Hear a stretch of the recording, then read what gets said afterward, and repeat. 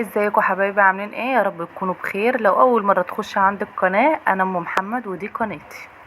النهارده بقى هنبدا بيوم آه فيه حاجات حلوه كتير يعني. في ايه اكلات كده من الزمن الجميل. اول اكله هي اكله واحده بصراحه، والتانية احنا بناكلها كل يوم. النهارده هنعمل معاكم بصاره. فاكرين الفول اللي احنا كنا جايبينه ال- المره اللي فاتت في الفيديو اللي فات؟ وده برضو الفول ده اللي احنا قلنا هنعمل منه دميس، والبنات كانوا طالبين بصورة. فانا خدت شوية شوية فول مدشوش. هنعمل بهم بقى بصورة ان شاء الله النهاردة. والفول ده كنا نقعينه عشان نعمله دميس، ده نقعينه قبلها بيوم. مش ما تنقعه قبلها بيوم ما ياخدش منك سوا ويستوي منك على طول ويبقى حلو، تلاقيه يفرد معاكي كده على طول. لازم تنقعيه قبلها بيوم، لازم ولا بد يعني. هنا خلاص كنت غسلته كام غسله، وكنت بصفيه بقى وهنقله في حله تانية اللي احنا هنسويه فيه. هنا بقى كنت علقت على الفول المدشوش بتاع البصاره، وحطيت له بصلايه كبيره حلوه كده، وحطيت له توم، وهنحط له بقى كزبره. الكيس ده كان مشكل، كان فيه كزبره على شبت على بقدونس عادي، مش هيقول اي حاجه. كنت عيناه في الفريزر او جه وقته. هنا البصاره كانت خلاص معانا استوت، وسيبناها بقى تبرد علشان ايه نعملها في الخلاط، نفرمها في الخلاط. لازم تفرمها في الخلاط، لو عندك هاند بلندر اعمليها. وبعدين هنحطها، هي خلاص كده كانت بردت بقى معانا. كنت سبتها بتاع نص ساعه 3/4 ساعه لان الجو كان حر قوي يعني. وبعدين قمت احطها في الخلاط، وهنحط لها شويه ميه.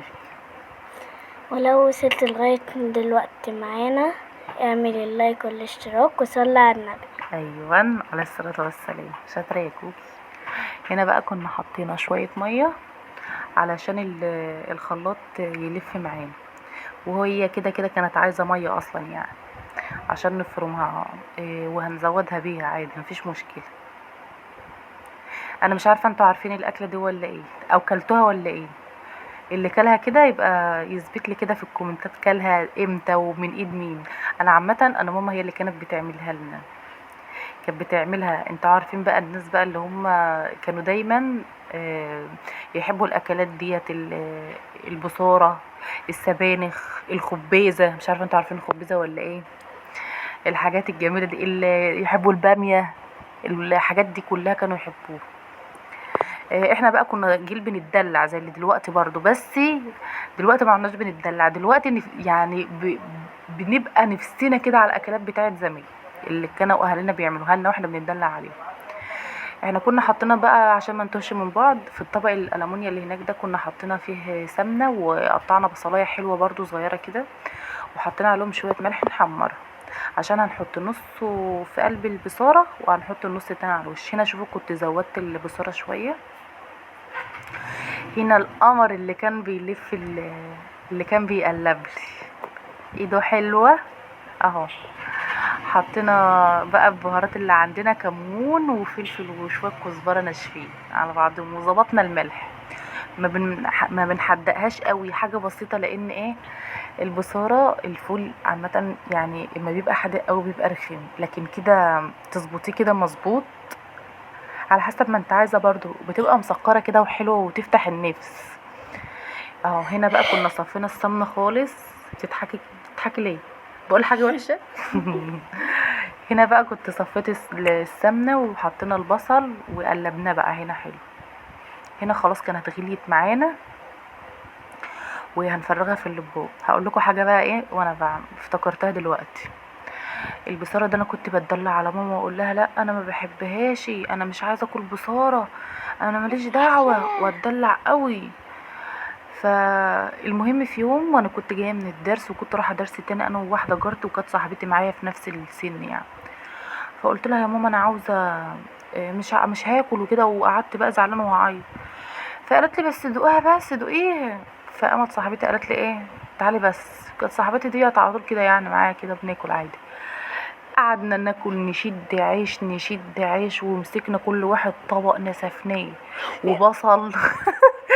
والله العظيم، وبصل، وقعدنا ناكل. ورحنا الدرس من هنا، وهقول لكم ايه، ما شفناش حاجه تاني بعدها. شفت اللي كان في بتاع فيلم عسلية اما راحت هي واصحابها واكلين بصل وفول ومش عارف ايه، ورحنا الدرس من هنا مش شايفين، فاحنا قاعدين بنضحك يعني مش شايفين بجد. فالاستاذ يقول لنا لا انتوا عاملين كده ليه، هو انتوا في شبورة على عينيكم؟ اه والله. هنا بقى الفول اللي هو الدميس، كنت علقت عليه وحطيت له طماطميه، انت كنت صغير. حطيت طماطمتين وحطيت ليمونتين شرايح كده. هتقولي لي حطيت الليمون ليه؟ هقول لكم والله ماما كانت بتحطه، انا مش عارفه ليه، بس كانت بتقول لنا دي ماده حافظه، يعني زي الماده الحافظه كده بيطول عمر الحاجه يعني. كانت حتى ما بتيجي تسلق باميه كانت بتعمله، بتقطع معاه كده وتحطه في الفريزر وبعدين تشيله بقى وبعدين نعمله. الفول كان معانا بقى استوى وبقى حلو. إيه ما تحط هنا بقى كنت بحط له معلقتين نشا. ما تحط المعلقتين النشا على الفول، شفت الميه دي بتخليها كده، بتخليه مزبد. اصلا بتوع المحلات كلهم بيملوا الحله ميه ويقوموا حاطين لها نشا. انا اصلا انا يعني مش هقول لكم ان انا عارفه الموضوع ده من زمان، انا لسه عارفاه قريب، اللي هو من سنتين 3 حوار النشا ده. كنت اروح مثلا الاول خالص لو كانت ماما بعتتنا نجيب فول ولا حاجه، كنا نبص نلاقي الكيس كله ميه وفي حبيتين 2 فول، بس الميه تقيله. فانا عرفت بقى ان هما بيحطوا نشا، وفي اللي بيحط عدس وفي اللي بيحط فول مدشوش وكده. هنا بقى كنت خلصنا ايه حوار الفول والبصاره وخلصنا الضندن كله، دخلنا بقى على اوضه الاطفال. الاوضه دي محدش بيدخلها والله، يعني محدش بينام فيها. الفرش اللي انا شايلاه من عليها ده والله فرشاء كان جديد اصلا، كان جاي لي جديد، كان جاي لي هديه يعني. وفرشته وسبته. فانا داخله اصلا بكنسها، هي ما فيهاش حاجه، بس اللي هي ايه بنغير هي بنخليها تغير جو كده ولا حاجه. نغير شكل. لما بتغيري الملايات بتحسي ان الدنيا فقت كده حواليكي شويه والدنيا اتغيرت.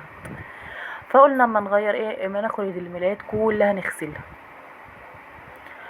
والجو حر عامه فبيحب ان انت تغيري على طول وكده. هنا كنت نفضت وكنت منفضه قبل كده، واصلا الاوضه مش طالع منها تراب ولا اي حاجه. وكنا خدنا الملايات وغسلناها. كنا دخلنا بقى شوفوا دي كلها ملايات، وفي ملايات كمان، يعني في ملايات كمان. وملينا الغساله وحطينا ده كلوريكس ابيض، لان بنحط الابيض طبعا الاول، والابيض الكلوريكس مع الاريال. وحطينا كمان شويه اللي هي الخلطه اللي كنا حاطيناها ديت في الاول، بتعلي الرغوه جامد. اصلا الكلوريكس بيعلي وبتخلي ريحه الهدوم نظافه.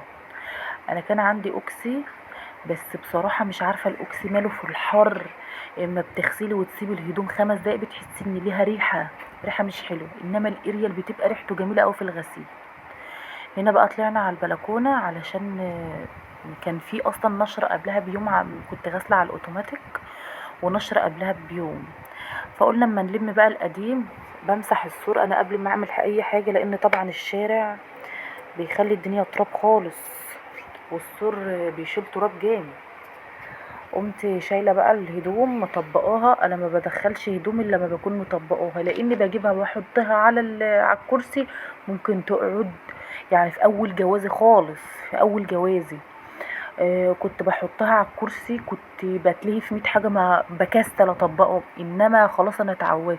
قبل ما يخشوا من البلكونه لازم يكونوا متطبقين، تدخلوهم على الدولاب على طول. وببقى رصهم وبرصهم في السله بتاعه الهدوم المغسوله. بحط بتاع اوضتي لوحدهم وبتاع اوضتهم لوحده، فبطلع على طول تك تك على طول على الرفوف على طول. وهل بيفضلوا متطبقين؟ لا والنبي يا اخواتي ما بيفضلوش متطبقين. اول ما بيخش يجيبوا غيار الدولاب كله بيتقلب على الارض كله. الله. هنا بقى اهوت كنت رجعت بقى فرشت وحطيت معطر كده على الارض وطوقت الاوضه بتاعتنا واسعه قوي ما شاء الله ما شاء الله، يا دوبك تخشي في بين السرير بجنبك. اللي عامل لنا اللي عامل الشقق ده ايه مهندس مفيش منه، نفسي ابوسه في دماغه. اه والله مش عارفه ليه، مع ان المساحه كبيره كبيره خالص، وعامل لنا حاجات ابداعيه كمان. لسه متخرج، شكله كان لسه متخرج، فاحنا اول ناس اتعلم فيهم او اتعلم عليهم بمعنى اصح يعني. المهم ربنا يصلح حاله بقى. هنا بقى كنت خلاص خلصت اهي، شوف الاوضه، وهتفضل كده برضو لحد ما الملايات تتشال. محدش بينام في الاوضه برضو في الشتاء يا حبايبي، ما بعرفش اسيبهم لوحدهم، لازما كده انيمهم معايا واغطيهم، لازما يناموا في حضني كده. ما اعرفش، مع انهم هم مش صغيرين، بس انا ما بعرفش اسيبهم لوحدهم كده، لازم انا اروح واغطيهم. لازم يكون انا وباباهم كل يعني انا اخد حد وهو واخد حد ويغطيهم يعني ننام في ريحهم كده عشان نغطيهم طول الليل. هنا بقى كنت خشيت على الاوضه بتاعتي، شلت الملايه بتاعتها برضو، وشلت شلت الملايه وشلت المفرش ديت. بقيت امسح اطوق كده. دولت 2 كومودينو فوق بعض لان المساحه ضيقه، كنت حطاهم بس كان درج التسريحه مش عارفه افتحه خالص، فكانت الدنيا ضيقه. قلت لا انا هعملك كدهوت فوق بعض، احط فيك الشنط بتاع العيال والادويه وكده واخليك. هنا بقى كنت خلصت ومساحت. على فكره انا كنت ماسحه قبلها برضو بيوم، ده احنا على طول كده. والفرش بتاعهم هناك اهوت اللي بيعملوا سرير على الارض. هنا كنت خلصت وعطرت برضو الاوضه وقمت قافله. هنا بقى كنت طلعت اول دور. انا بشطف في الغساله الاوتوماتيك يعني بنجز، لان انا بغسل في المطبخ، فبصراحه الدنيا هتبقى لبخه بالنسبه لي. بشطف في كل حاجه، بس بحس ان الشطيف بتاع الغساله الاوتوماتيك جميل. بتنشفهم، ترجعي تاني بتقومي حاطه فيهم، بتعملي دوره بقى اللي بتخليها تنزلي عليها ميه نظيفه، وبعدين بتلفي لفتين وتقومي منشفه، تبقى جميل. هنا بقى لازم انا اظهر الابيض، لازم ولا بد الابيض يتظهر. نحط شويه اريال، سنه اريال كده، وبنحط بقى الزهر. هنا بقى حطيت بقى كله. انا عارفه ايه اللي بياخد، يعني في حاجات بتاخد زهره تقيله فباخدها كده في الاوائل اهو، لان انت كل ما بتظهري، كل ما بتظهري الزهره بتخف معاكي. الزهر يعني ايه، بتبقى مراحل كده، درجات فوق بعض. الغسيل بيبقى بينعنع على بيلعلع كده على الغسيل، على المنشر. والله عندنا لازم ابيض، لازم اهو. هنا شوفوا الابيض عامل ازاي، جميل جدا. لو وصلتوا لحد هنا ما تنسوش الاشتراك واللايك وتفعلوا زر الجرس عشان يوصلكم مني كل جديد، وعشان تشجعوني كده، احس ان في حد كده بيشجعني ان انا اكمل. ويا ريت تكتبوا لي كومنتات اكمل ولا ايه، يعني انا مش عارفه، بس انا نفسي اكمل، فيا ريت تشجعوني، يا ريت تشجعوني كده بلايك والكومنتات الحلوه بتاعتكم. احنا لو في حد الريتش بتاعه عالي احنا بندي على طول لايكات وكومنتات، لكن لما يكون قناه لسه بادئه كده ما بلاقيش حد خالص بيشجع. هنا كنت خلاص، كان اذان العشاء، كانوا الناس دخلوا خلاص يصلوا من العشاء يعني، وانا كنت بنشر، ما كانش يشوف النور، ما كانش يخالص. هنا بقى كنت خلصت، وبقى انا اصلا بشغل النص. احلى حاجه في النص ان هي بتاخد كل حاجه في سكتها. غسلت فرش المطبخ، وغسلت الكوتشيات، وغسلت الحتت اللي هي الدواسات اللي بتتحط قدام الأوضة وكده. غسلت، بتاخد كله بصراحة، ومسحوق، ما بتاخدش مسحوق كتير. هنا بقى شوفوا بقى اللحظة اللي انا بحبها، كنت غسلت ديت وفرشتها، قلت الحتة حرة هتتعمل بقى على طول اهو. يا جماعة ما تنسوش الاشتراك واللايك عشان يوصل لكم مني كل جديد. انا بتعب والله، بتعب وانا بصور. شوف لما بعمل ده كله بصور، انتوا بقى قدروا ايه رأيكم. شوفوا كنت غسلت الكوتشيات والشباشب وكل، ودي كمان كنت غسلتهم. لسه بقى عايزين نغسل فيه حافظة، وفي حاجات كده عايزة تتغسل، وعايزة اغسل ستاير. هنا بقى كان خلاص كنت بصلي بقى اخر حاجة. يلا مع الف سلام، باي.